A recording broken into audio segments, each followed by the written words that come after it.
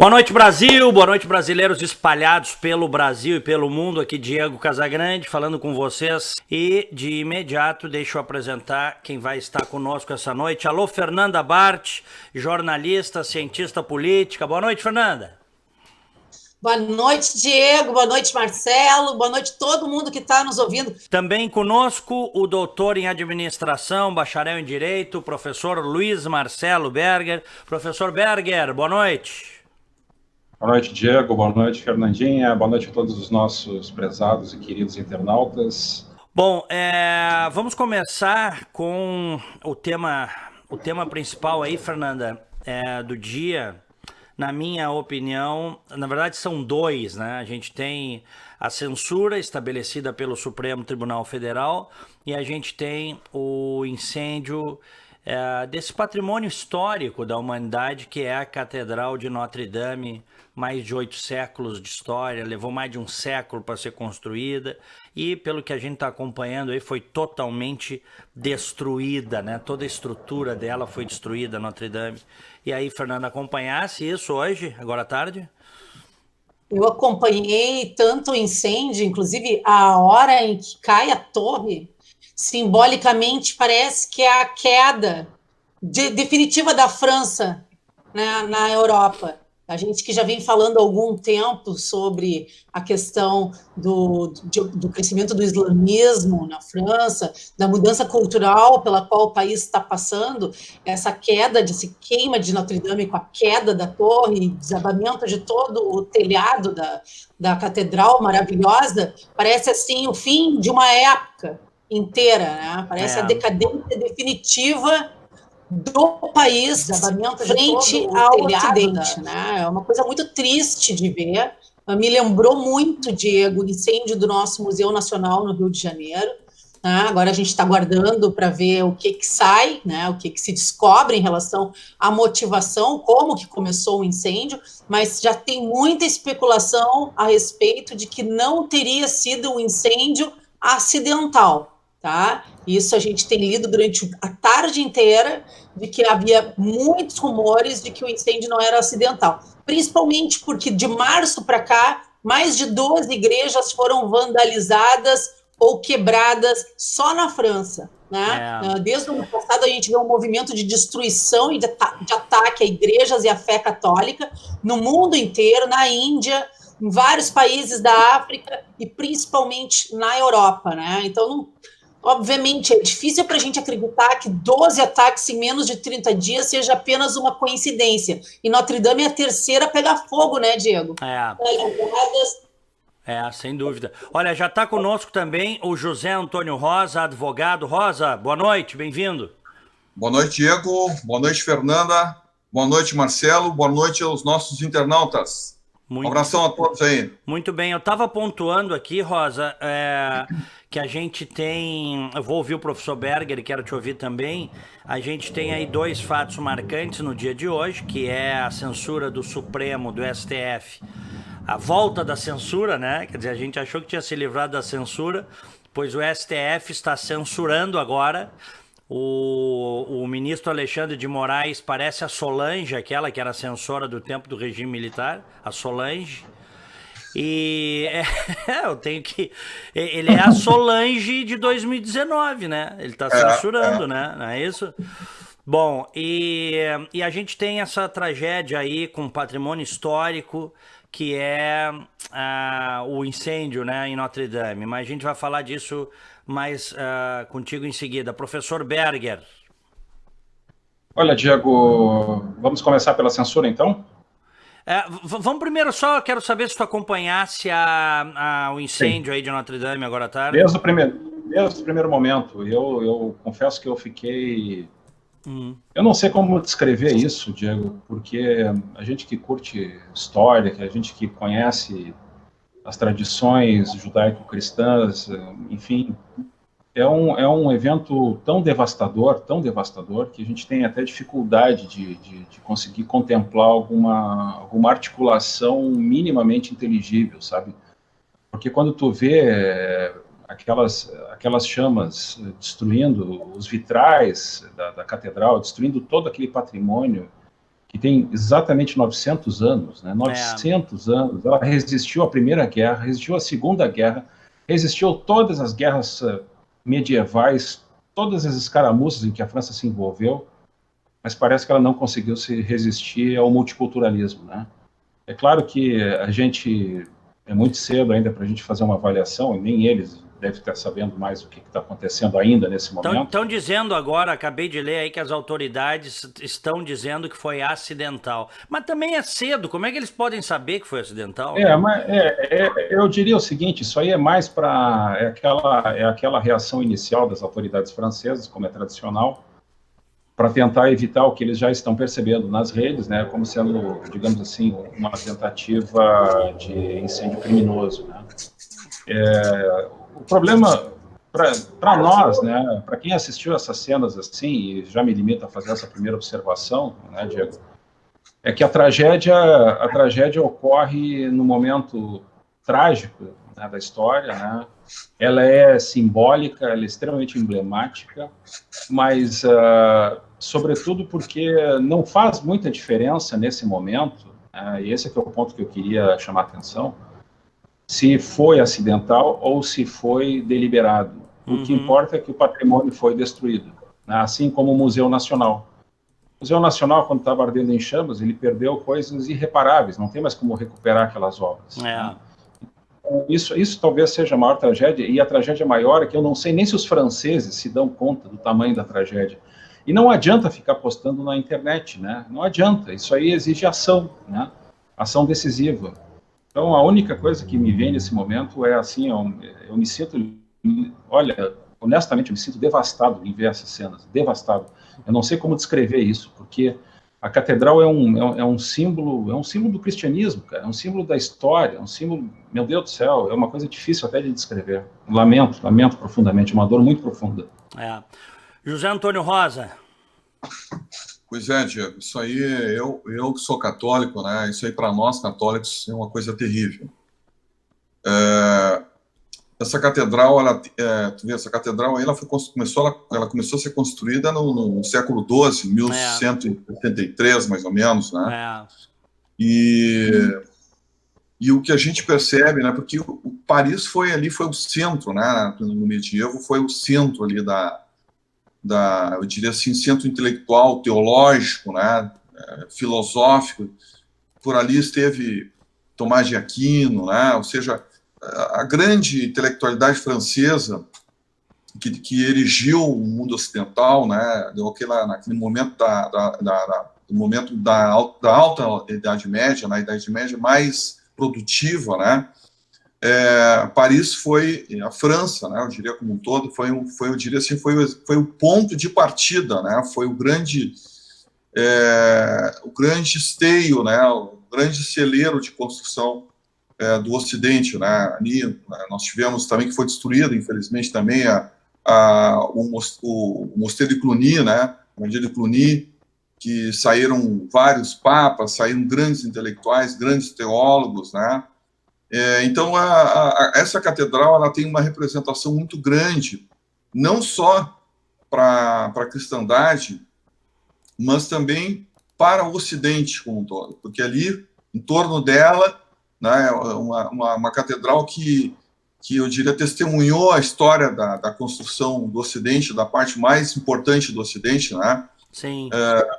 Ali a gente vê os reis que foram coroados, o Napoleão foi coroado ali, passou por uma cena trágica ali, que ele tirou aquela imagem que ele tira, né? Tá lá, aquela imagem, né? Ele tira a coroa do Papa para dizer que ele tinha essa relação direta com Deus. Nós vamos ver ali também, como o Diego mesmo comentou, nós passamos por 2 grandes guerras. Essa catedral testemunhou os nazistas entrando em Paris, né? E a gente vê ela nessa situação, né, praticamente destruída por um incêndio que ainda vão ter que avaliar em que condições ocorreu esse incêndio. Mas eu quero colocar a catedral também dentro de uma realidade atual do mundo ocidental, da Europa, que também é muito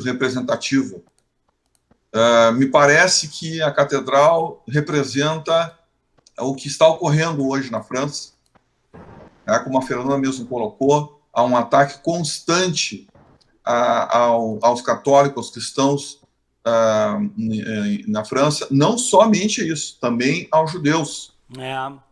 Mais da metade dos judeus que tínhamos lá já foram embora de Paris. Cemitérios vandalizados, invadidos e depredados. Cemitérios judeus por toda a Europa. Então nós estamos vendo aí, se fala muito, né, no tal postura de ódio, de que a direita está radicalizando. Pois é. Só que o que nós estamos assistindo é outra coisa, tá? Cristãos, judeus, né, sendo praticamente varrido da Europa, tá? Não somente do ponto de vista interno, né, que tanto os católicos, que praticamente não existem mais na França, e na Europa como um todo, como também... Como assim não? Só um pouquinho, Rosa. Como assim não existem? Ainda tem muitos católicos.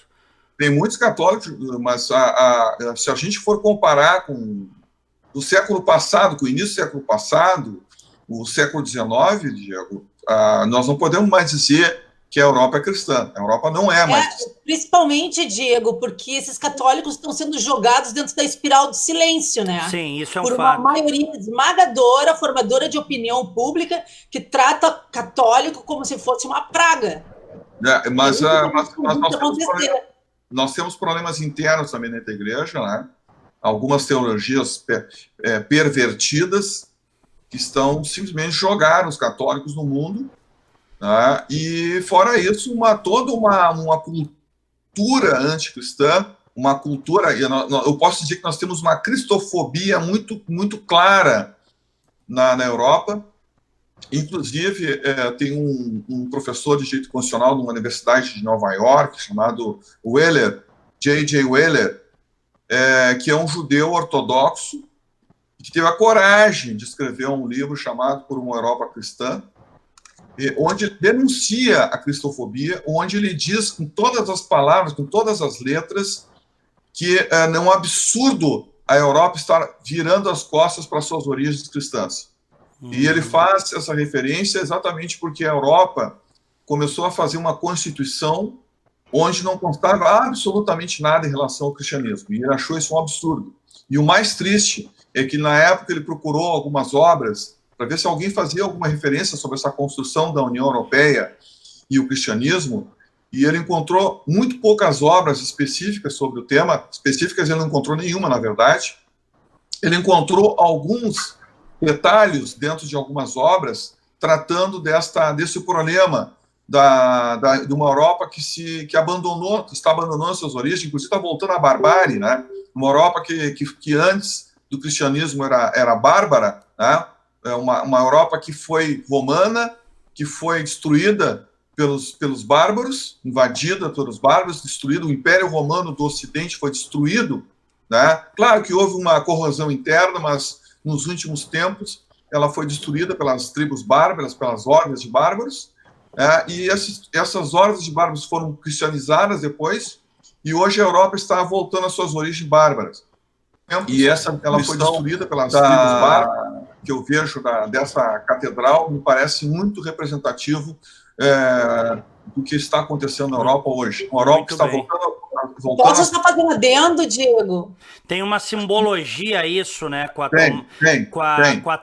Vamos dizer assim, com a derrocada da França frente ao islamismo. A França não está sabendo como lidar com o islamismo, com esse choque de culturas, sendo que essa cultura que cresce a olhos vistos há muitas décadas, né? Essa cultura religiosa do Islã, ela é mais violenta, ela tem mecanismos que o cristianismo hoje não tem, os cristãos não têm, me parece, para enfrentarem, a não ser que caiam na real, né? Agora, como é que vai fazer isso? Posso fazer um adendo, Diego? Eu vejo assim, países da Europa que já passaram por socialismo e sofreram muito na mão do socialismo, como a Polônia, ou até ali mais para perto da Rússia, a Ucrânia, são países super católicos, onde esse tipo de coisa jamais aconteceria.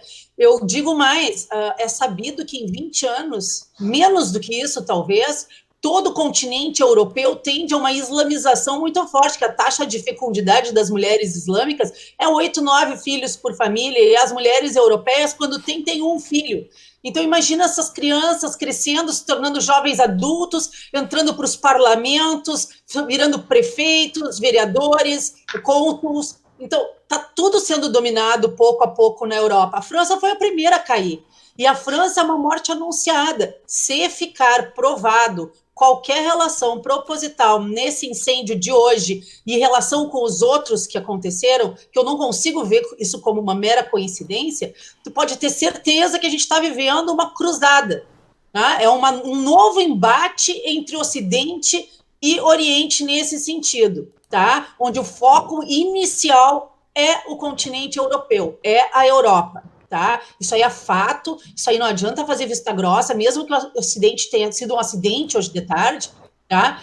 Ele só aconteceu por causa do desprezo, por causa do abandono de uma catedral com 900 anos de idade. É o mesmo tipo de coisa que aconteceu aqui no Museu Nacional do Rio de Janeiro. Jamais teria sido queimado se a cultura não tivesse sido relegada ao quinto plano. Ou seja, é o descaso, é a negligência, isso aí tem nome, a gente sabe que isso aí é esquerda que faz com a cultura e com a alta cultura, com tudo que é clássico, com tudo aquilo que resguarda os princípios da civilização judaico-cristã que estão sim em ataque, tá? Sendo proposital ou não a queima de Notre Dame, isso aí é simbólico. Para mim, a França está de joelhos, Diego. Olha aqui, de joelhos, subjugada. Eu peguei os dados aqui, tá? A demografia da França pela religião, com base na religião, tá? A França tem entre 63% e 66% de cristãos, entre 23% e 28% de pessoas que não têm religião ou são ateus, vejam, é 1/4 da população, e tem de 7% a 9% de muçulmanos, tá? Essa é a demografia, vamos dizer assim, religiosa da França. O que te parece, professor Berger? Eu acho que a questão, mais ou menos, já foi encaminhada já há alguns anos atrás, né? Eu me lembro de ter visto, digamos assim, alguns meses atrás, um documentário. E era um documentário francês, né, mostrando como que estava modificando a imigração ou o tipo de formação religiosa que a França estava oferecendo às suas famílias. Né? Uhum. Então, particularmente, eu achei bastante perturbador quando foram entrevistadas, especialmente algumas mulheres que viviam na cidade de Marsella, e elas tinham a idade em torno de 40 e poucos anos, e elas faziam parte de uma imigração que tinha chegado na França em torno de 20 anos antes, 20 anos, 25 anos antes. E eram pessoas totalmente integradas dentro da sociedade, inclusive as entrevistas eram entrevistas extremamente interessantes de se ouvir, porque eram pessoas que professavam a religião muçulmana, né? Eram pessoas de origem islâmica, mas ocidentalizadas, né? Enfim, no sentido de que a sua parte privada, ela era exercida privadamente, e elas não exerciam nenhum tipo de, elas não mostravam nenhum tipo de característica, né, de, digamos assim, de radicalismo em relação não só à sua própria religião, mas principalmente às outras pessoas que não professam a religião muçulmana.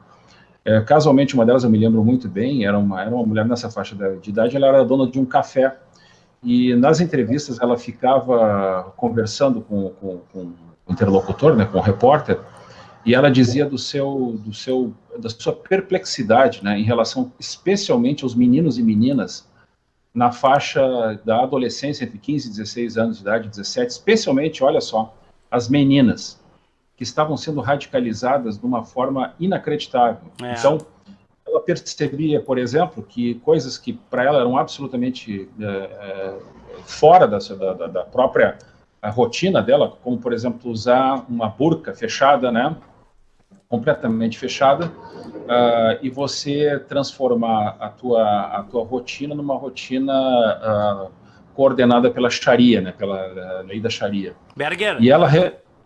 só o seguinte aqui, ó, vamos trabalhar com a hipótese de que cada francês tenha um filho, cada casal francês tenha um filho, tá? Se a gente considerar que as famílias islâmicas têm no mínimo 4, no mínimo, vamos deixar... de 8 a 9 a média na Europa, tá? Isso, já saiu um estudo sobre isso, é de 8 a 9 filhos em média na Europa, famílias muçulmanas. Até porque eles podem ter quantas mulheres eles queiram, né? A religião permite isso também, né? Então, claro que você tem linhas dentro da própria religião deles lá, mas tem um monte de cara sustentando diversas mulheres que são mães dos filhos, né? Mas, Berger, olha aqui, ó. Se cada francês tem um filho e cada muçulmano tem 4, 5, e hoje o islamismo é quase 10% da população, rapidinho toma conta. Tu bota aí 30, 40 anos, toma conta, né? Menos que isso. Eu acho que 20 anos já era. Porque essas pessoas já estão lá há mais de 10 anos, né? O mais surpreendente, eu paro por aqui, é que, e aí talvez seja a grande diferença, a partir dos anos 60, 70, né, quando houve o problema do petróleo, né, o boicote do petróleo, nós tivemos com a formação do cartel dos países produtores de petróleo, a OPEP principalmente, uma quantidade inimaginável de recursos indo para ditaduras islâmicas, né, ali do Golfo Pérsico. Uhum. Então você tem o Catar, você tem os Emirados, você tem a Arábia Saudita, e especialmente esses dois países, mas particularmente o Catar e a Arábia Saudita, são países que têm uma interpretação radical da lei islâmica, de cunho wahhabista, né? A linha wahhabista, ela é extremamente radical, e todos os atos, ou digamos assim, a maioria, isso é uma coisa que as pessoas normalmente não sabem, né? Porque normalmente a gente tem a percepção de que, até usa como sinônimo, o xiita como sendo radical, não é verdade? E não é, né? E não é. Os radicais hoje são todos, ou na sua esmagadora maioria, eu diria até 97% deles, quase 100% deles, são sunitas. Sunitas de orientação wahhabista, que é a origem radical que foi inaugurada lá pela Arábia Saudita e depois se espalhou. Não é por acaso que eles fazem parte eles são aqueles que, por exemplo, orientam a Irmandade Muçulmana, que é hoje reconhecidamente um dos grupos mais radicais de doutrinação religiosa do Oriente Médio, né? Então, a partir dessa combinação que houve nos anos 70 entre o clero muçulmano wahhabista e a ditadura da família Fahd, né, na Arábia Saudita, você teve o pior dos cenários possíveis em termos de disseminação de uma doutrina hegemônica radical, porque a leitura que eles fazem do Corão é uma leitura exclusivista, ou seja, você é considerado sempre, segundo essas leituras, né, um infiel se você não prestar continência ao islamismo ou não se converter, tá?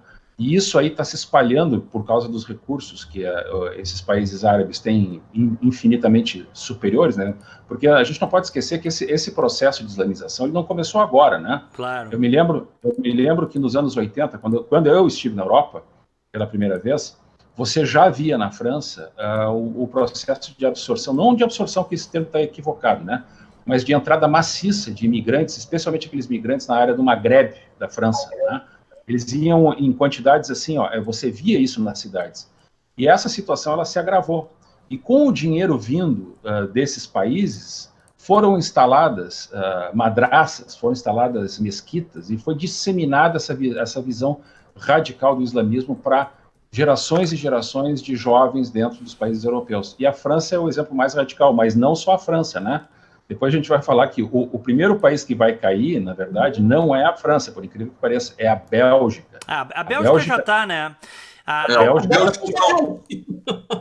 Bélgica já está, né? Porque os dados das principais cidades belgas, né, Rosa, são assustadores, né? Ah, não, eu já chamo de Belgistão, né? Belgistão, é isso aí. Mas olha aqui, o problema é o seguinte, o Mitterrand, o presidente François Mitterrand, que era um socialista, ele distribuiu passaportes para milhões de cidadãos do norte da África, antigas colônias francesas, Porque a França tem, o pessoal fala que os Estados Unidos, colonialista, tal. Na verdade, os dois países mais colonialistas que nós já tivemos no mundo depois de Roma foram Inglaterra e França, hein, professor Berger? Os caras falam do colonialismo americano, que é pura ignorância, né? Isso é discurso de professor esquerdista. O colonialismo. Que colonialismo americano? Colonialismo. Isso é uma besteira. Colonialismo nós tivemos, ou eles chamam de neocolonialismo, né?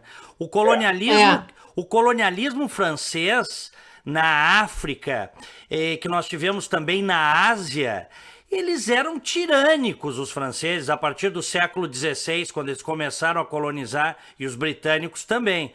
De maneira Para não falar nos ingleses. Para não falar nos ingleses, evidentemente. Exatamente. De maneira, né, Rosa? De maneira que o Mitterrand abriu as portas da França e está colhendo isso muito por uma culpa que eles carregavam do seu passado, né? Aquelas coisas. Diego, se nós formos observar,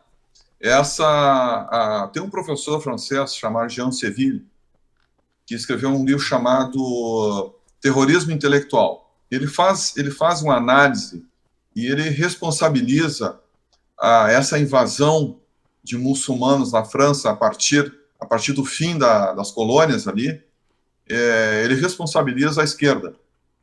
E ele vai dizer o seguinte, que a esquerda francesa sempre esteve contra a França e contra a Europa. Uma esquerda que esteve com os nazistas, uma esquerda que depois esteve com Stalin, tá? Ele responsabiliza a França da seguinte forma, a esquerda francesa. Ele disse que a esquerda francesa, quando foi proibido os comunistas se manifestarem lá, eles se juntaram depois aos nazistas, porque os nazistas liberaram, por exemplo, quando invadiram Paris, quando invadiram a França, os nazistas liberaram os jornais, o acesso da esquerda aos meios, né, principalmente os meios de comunicação. Tanto é que a esposa do Sartre, a Simone Beauvoir, por exemplo, ela é professora, ela foi colaboracionista, né?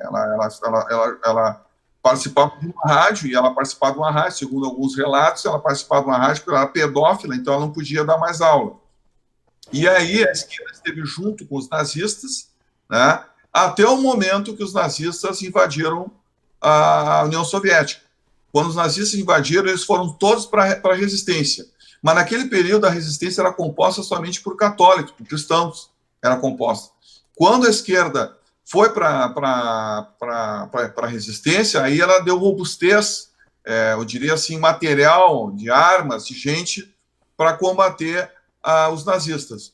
E esse foi um motivo pelo qual a esquerda teve uma, eu diria assim, uma aceitação muito grande na França, porque na década de 50 foi feita uma pesquisa e todos eles atribuíam à esquerda francesa o sucesso das ações da resistência francesa, né? E ali surgiram alguns personagens, né, como Sartre, Beauvoir, Ponty e outros tantos, que foram aqueles que conseguiram inocular na Europa e no mundo todo o marxismo. Eles não eram, inclusive alguns deles nem eram mesmo ligados ao Partido Comunista, mas eram propagandistas, e segundo um livro do professor, do historiador inglês, um livro chamado Passado Imperfeito, ele retrata ali, inclusive, que eles eram financiados, eles eram patrocinados pelo serviço secreto soviético para disseminar no mundo o marxismo, né? E aí, esses marxistas que estavam bem, eu diria assim, bem sedimentados, bem constituídos, né? Se reuniam ali no Quartier Latin, né? Esses aí foram aqueles responsáveis para criar um ambiente para que os muçulmanos das colônias fossem recebidos na França como cidadãos franceses, diante de governos fracos, também de esquerda, e hoje a França está imersa nessa situação extremamente complicada para cristãos e para judeus, né? Os judeus na França estão hoje abandonando a França, não aguentam porque estão sendo vítimas de muita violência, de assassinatos, né? E a Inglaterra também. O professor Dalrymple, quando esteve aqui em Porto Alegre o ano passado no Fórum da Liberdade, ele retratou que pela primeira vez na história existiam casos de antissemitismo na Inglaterra, que isso era inédito, isso era um sinal muito claro de que alguma coisa ruim está acontecendo e está por acontecer, talvez algo pior, se não houver alguma medida, né, alguma ação da própria sociedade, do ponto de vista cultural, para mudar. Fernanda? Eu queria acrescentar que isso não é só uma questão muçulmanos versus cristãos, tá? Na França e na Europa inteira. A gente tem visto eu vou chamar de cristofobia, tá? Uma perseguição sistemática aos católicos em vários países do mundo. Em 2018, no início do ano, foram mais de 50 mil que foram massacrados na Nigéria. Tu não vê isso ser falado em lugar nenhum. Eles estão sendo perseguidos na Índia, tu não vê isso ser notícia em lugar nenhum. Agora, sistematicamente, as igrejas na Europa têm sofrido um atentado, seja de vandalização, seja de pichação da área externa. Hoje eu recebi um mapa, eu acho que alguns de vocês devem ter visto, que circulou muito nas redes sociais, cheio de bandeirinhas vermelhas, que são mais de 250 igrejas só na França que sofreram algum tipo de depredação nos últimos 2 anos. Isso não é normal, Diego. Isso aí é uma doença social, entendeu? Eu gostaria de colocar isso aqui com muita segurança. O que há hoje é uma perseguição em relação à fé católica no mundo inteiro, tá? E que, não obstante, de vez em quando a gente já vê por aqui, tá? Pelas bandas de cá.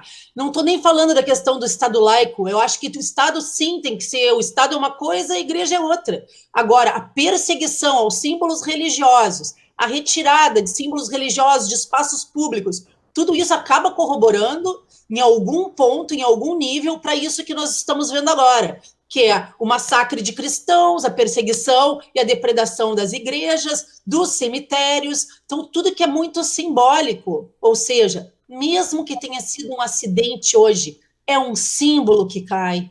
E é um símbolo que cai no país que tem sido o mais comentado nos últimos tempos em relação à permissividade, em relação a todas as questões do politicamente correto e a perseguição sistemática a todo mundo que pensa diferente da esquerda. Tá? Eu diria hoje que a França é um dos países mais fascistas que existem no mundo pela perseguição que faz a quem pensa diferente. Tá? Hoje de tarde, como é que é o nome do inglês, aquele que tem o Infowars, que eu sou mega fã dele. Americano? Não, Oi? É o inglês aquele. E o Alex Jones? Como? Infowars é o Alex Jones. Mas eu não gosto desse cara aí. Se é o Alex Jones, eu não gosto, viu, Fernando? Não é o Alex Jones. Não é Peter alguma coisa. Ele publicou o momento em que caiu a torre da Catedral de Notre Dame, tinha mais de 1.500 gargalhadas no Facebook, todas elas eram de muçulmanos. Ele publicou, assim, ia passando a lista com os nomes escritos em árabe, das gargalhadinhas, enquanto a igreja ia ruindo. Isso não é motivo para ninguém achar graça, né? Paul Joseph Watson. Isso, sim, mas não é... Sim, tá. Tá? E aí, assim, tu fica te questionando em que ponto que nós chegamos, que a queda de um símbolo de uma religião é comemorada pelo outro lado. Nós já estamos vivendo uma cruzada simbólica. Quer queira, quer não queira, mesmo que isso não esteja verbalizado, é o que a gente sente na pele. Diego, deixa eu só te fazer uma observação antes da gente entrar no tema da censura do Supremo. Diga. Hoje, lá pelas 16 horas, tá? Eu publiquei no meu Facebook, na íntegra, as fotos todas da matéria da Cruzoé, tá? Depois que já tinha sido censurada. E em um pouco menos de 4 horas, eu já tenho 2,1 mil compartilhamentos, tá? Alcançadas 33.737 pessoas, com mais de 9 mil envolvimentos. Então, eu só posso dizer uma coisa: o ministro Alexandre de Moraes é o novo diretor de marketing da revista Cruzoé. Porque só no meu perfil, 33 mil pessoas leram a matéria. Não, isso eu não tenho dúvida. Para Cruzoé, para o antagonista, tem um aspecto, essa censura, a gente vai entrar em seguida, que acaba sendo, entre aspas, positivo. Tem esse aspecto, mas no todo é muito negativo uma censura, gente. É muito negativo. Porque é aquela história, né? Começa com um, daqui a pouco vai para outro, ali outro. Deixa eu entrar aqui, eu quero as opiniões de vocês, tá? Olha aqui, ó. Eu já separei. Aqui, ó. Nas redes tem muita crítica à decisão. Olha aqui, ó. Desde o fim da manhã desta segunda-feira, Cruzoé está sob censura. Para quem não sabe, a Cruzoé pertence à revista digital dos jornalistas do Antagonista, liderados pelo Diogo Mainardi. Está sob censura, por ordem do ministro Alexandre de Moraes, do STF. Passava pouco das 11 da manhã quando um oficial de justiça a serviço da corte bateu à porta da redação para entregar cópia da decisão. Alexandre de Moraes determina que Cruzoé retire imediatamente do ar a reportagem de capa da última edição, intitulada O Amigo do Amigo de Meu Pai.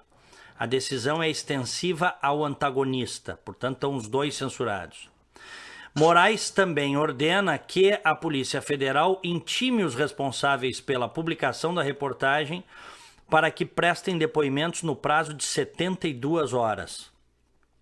O ministro afirma haver claro abuso no conteúdo da matéria veiculada.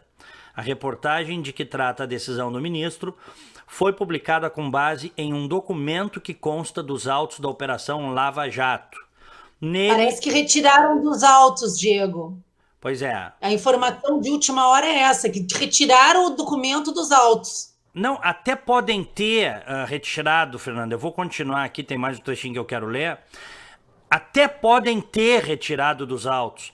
Vamos trabalhar com a pior das hipóteses, que a revista esteja com uma informação errada ou falsa, não verdadeira. Vamos trabalhar.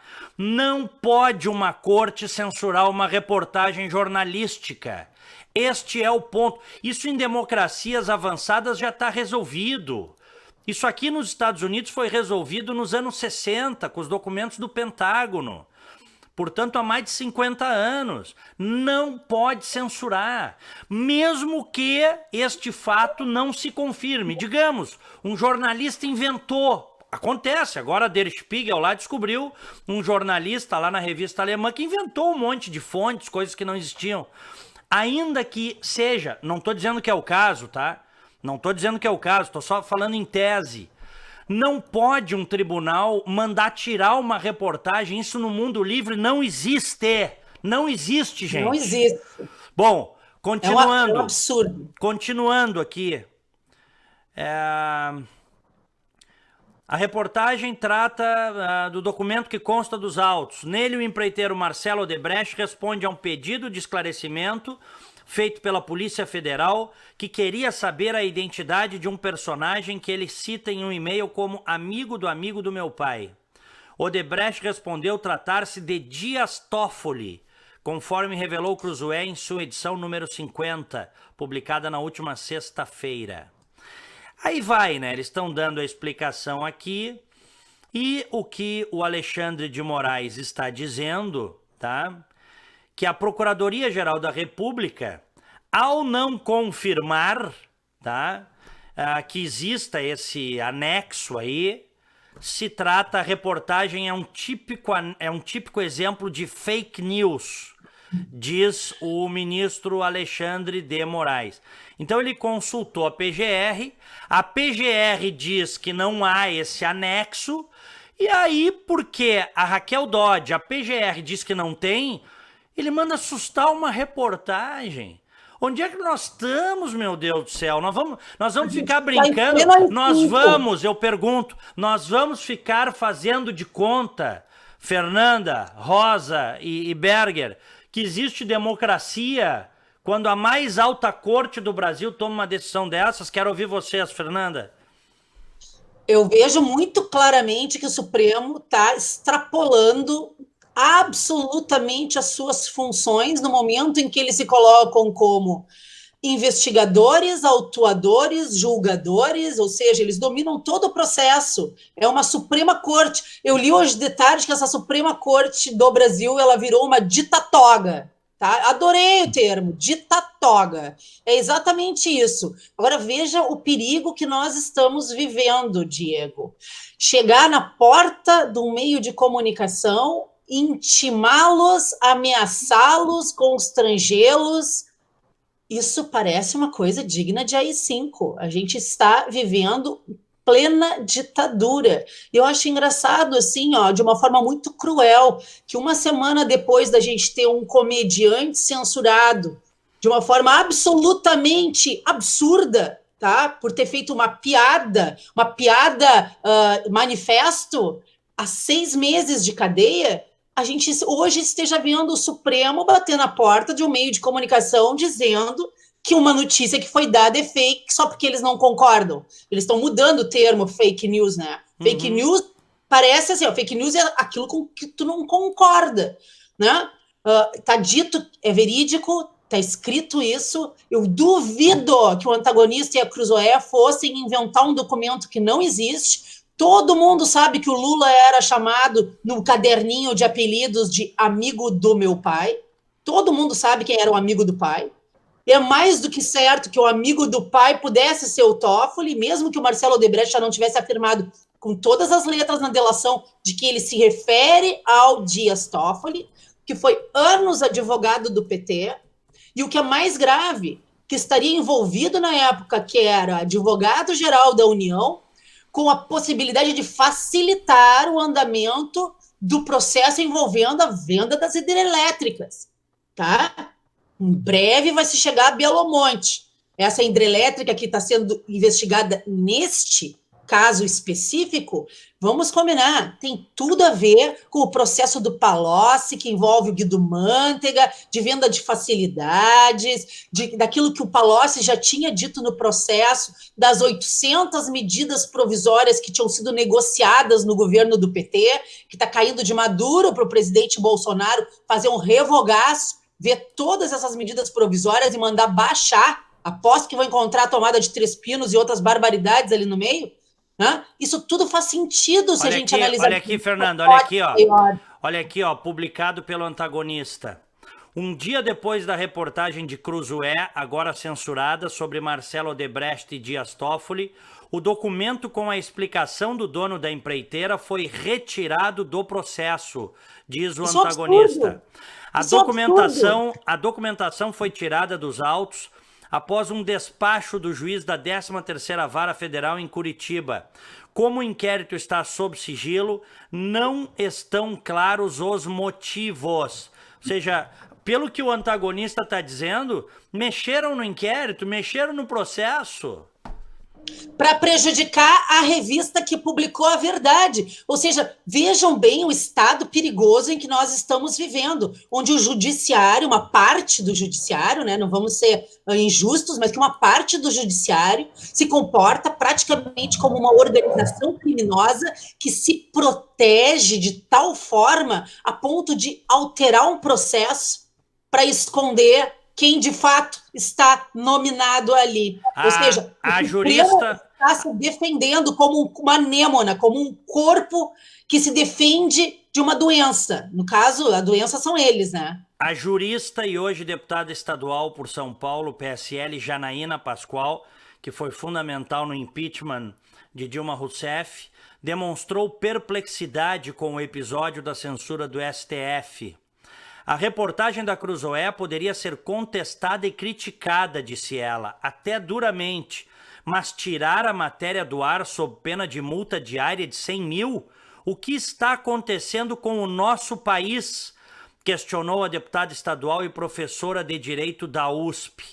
Agora o Antagonista noticia que a petição não está nos autos, ao que parece, teria sido desentranhada. Essa situação gera perplexidade, um mal-estar generalizado. Não seria melhor simplesmente falar sobre a matéria evidenciando a alegada falta de fundamento? censurar a revista, aplicar multa a jornalistas, ensejar o desentranhamento do documento. Isso tudo fortalece a ideia de que há algo a ocultar. Precisamos, todos os brasileiros, compreender o que está ocorrendo, disse ela. José Antônio Rosa. Diego, o que eu tenho mais a dizer sobre isso? Né, Berger? O que eu tenho mais a dizer? Olha, eu vou fazer referência a uma... Aliás, eu vou repetir, e os internautas aqui já sabem disso, porque eu já destaquei em várias oportunidades aqui, Diego, inclusive na última que nós participamos, e o Berger estava junto, eu disse o seguinte: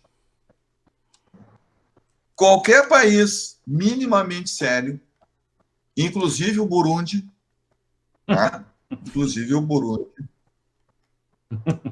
iria fazer uma investigação, iria parar o país para fazer uma investigação muito séria, profunda, criteriosa, depois que um ministro da Suprema Corte, da mais alta corte da nação, dá uma entrevista para um jornalista da Folha de São Paulo, a Mônica Berger, e diz textualmente o seguinte: lá no Supremo tem gabinetes. No primeiro momento ele nem falou gabinete, ele falou gabinete. Tem gabinete que faz fila para distribuir senha, para liberar corrupto, onde não há mais direito. Pergunta-se, mas ministro, o senhor está falando muito, o senhor está generalizando, o senhor não acha perigoso? Mais ou menos isso, que gabinetes, aí ele diz, gabinetes. Então é mais de um, né?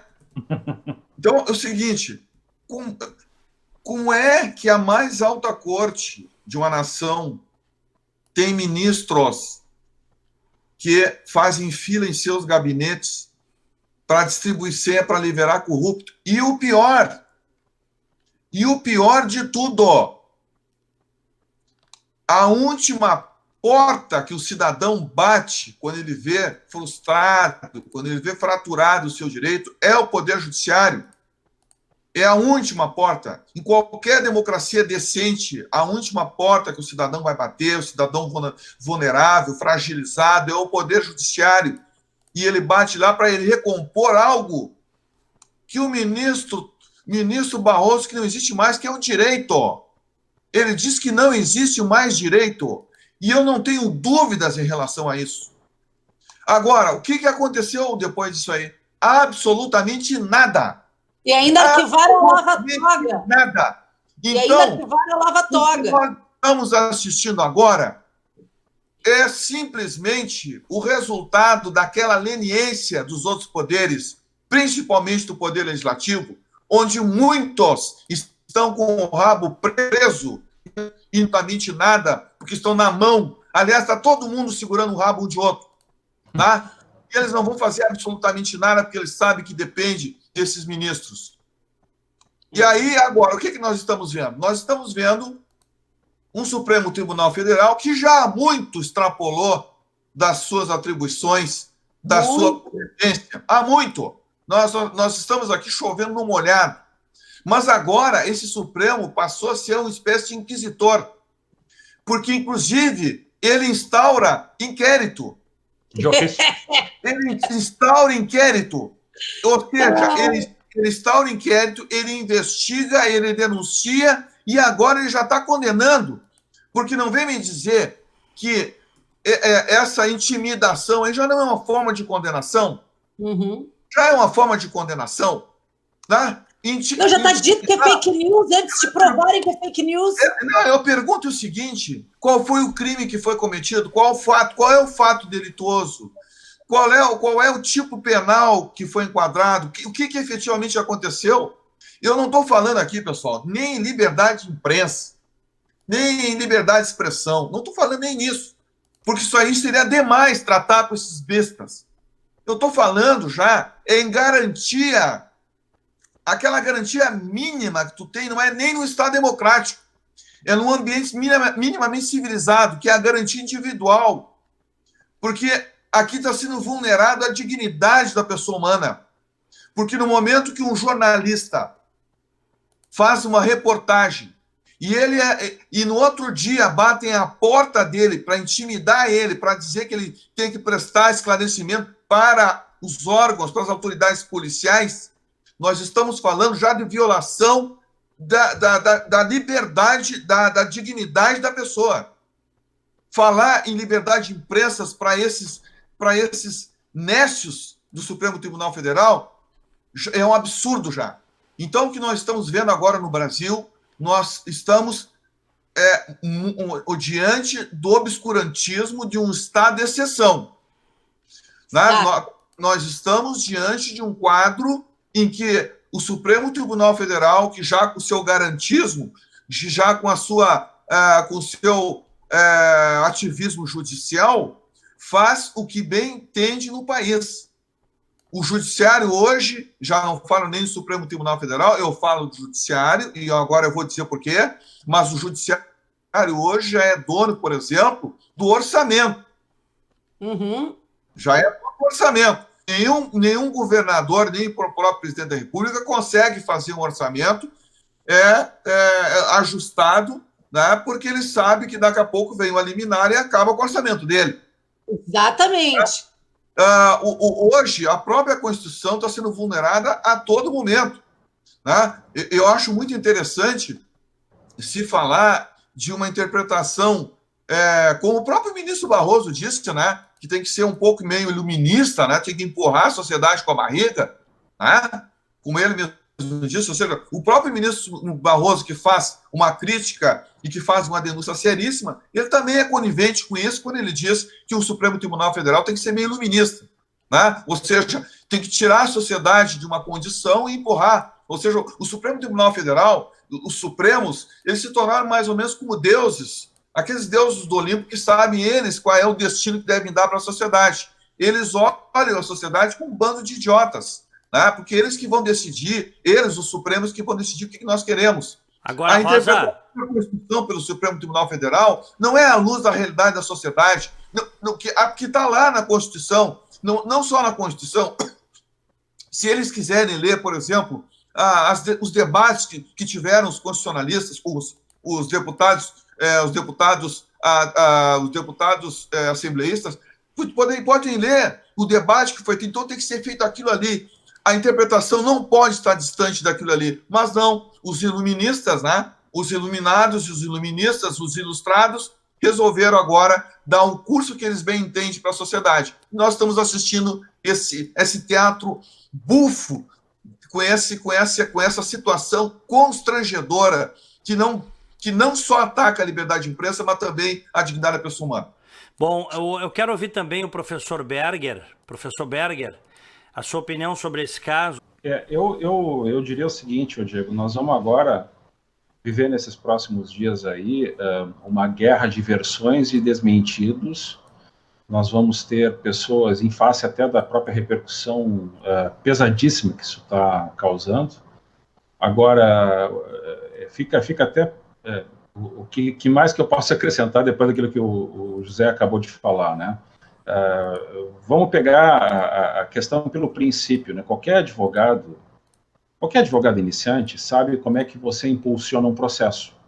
Então, a pergunta que todo advogado hoje está se perguntando é: quem é que deu origem a esse despacho de censura, né? Então, se a gente começar a analisar, e veio de onde veio diretamente de ofício do Supremo Tribunal Federal, desde quando isso existe, essa estrovenga jurídica, ela não existe no mundo jurídico. Então, como o Zé acabou de falar, né, nós estamos vendo hoje, infelizmente, né, a morte do direito vindo da Suprema Corte do país, né? Porque isso já vários juristas, né, a doutora Janaína Pascoal, ela é apenas uma dos juristas que estão levantando essa questão. Nós temos hoje o chamado direito à la carte, né? O que é o direito à la carte, né? Vai depender do cidadão e do paciente, da pessoa que está consumindo o produto, né? Aham. Conforme o interesse da pessoa, você vai fazer uma decisão de acordo com o interesse das pessoas envolvidas. E a gente já estava vendo, pelo menos nós que convivemos com o mundo do direito já há algum tempo, né? A gente já estava vendo essa tendência já há alguns anos atrás. Claro que a gente tem que fazer uma separação, porque, e isso é importante que se diga, né? Existe uma parcela expressiva do judiciário que está radicalmente contrária a esse estado de coisas que está acontecendo. Ou seja, está longe de ser unânime isso, está longe de haver um entendimento em bloco sobre essas questões que estão acontecendo. Lógico que você também tem a questão da proteção corporativa, que infelizmente no Brasil sempre foi forte, né? O Brasil tem uma herança, o Brasil sempre teve uma herança de capitanias hereditárias, e essa herança das capitanias hereditárias, ou seja, do sequestro do Estado em proveito próprio, ela é, digamos assim, ela atinge praticamente todos os setores da vida nacional, né? Por isso que é muito difícil você transformar e mudar determinadas situações quando você tem o poder da caneta e as pessoas que digamos que não têm representatividade, elas não podem se revoltar contra isso porque elas não têm meios para fazer isso aí. Só que, claro, né, isso aí está se refletindo, está se verificando muito mais grave na Suprema Corte brasileira, porque o Supremo Tribunal Federal é a última instância do judiciário, é a última instância de aplicação da lei. Diego, obrigado pelo convite, mais uma vez. Obrigado, professor Luiz Marcelo Berger. Obrigado, querida Fernanda Bart, José Antônio Rosa. Olha, timaço aqui mais uma vez, viu? Timaço aqui na live. Obrigado, fiquem com Deus, tá?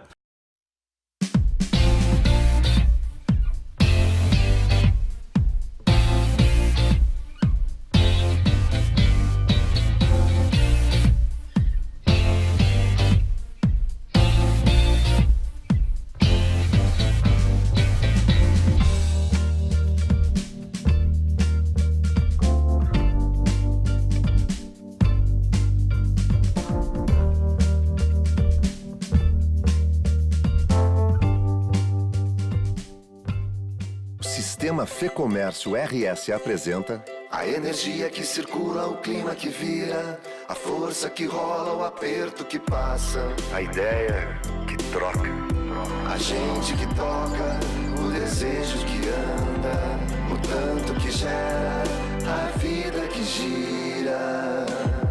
Sistema Fê Comércio RS. Com você, a gente faz a economia girar. Com você, a gente faz a vida se movimentar.